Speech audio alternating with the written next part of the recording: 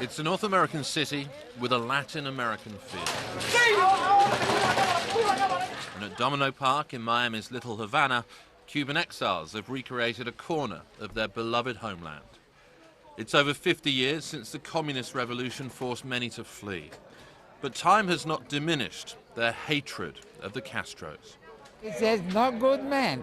He's killing people in Cuba, in my country. Nobody like it. And he ain't gonna be up there. He's gonna be down there when he dies. Cuban pride finds expression everywhere in Little Havana. The murals on the walls, the memorials to heroes of the freedom struggle, even the aprons at the local barbers. Then there's the menu at the famous Versailles Cafe, where politicians have been coming for years to court the Cuban American vote.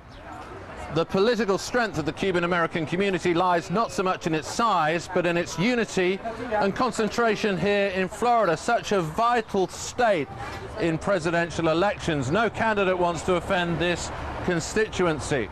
But there are signs that the politics underpinning America's policy for 50 years is starting to shift.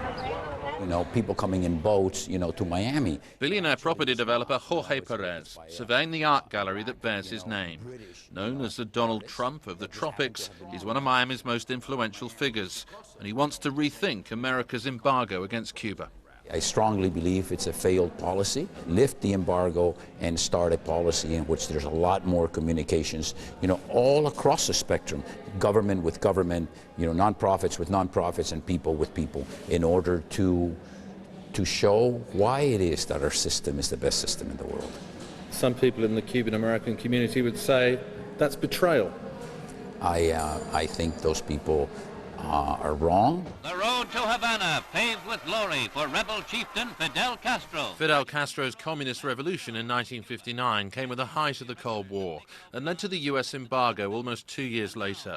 It's been maintained ever since, although the Obama administration has eased the travel ban on Americans visiting. The US president also shook the hand of his Cuban counterpart, Raul Castro, at Nelson Mandela's memorial service. For Carlos Rodriguez, another reformer, the reaction to that handshake was telling. There was no response, and I think that's what another factor that indicates the significant change that has taken place in Miami.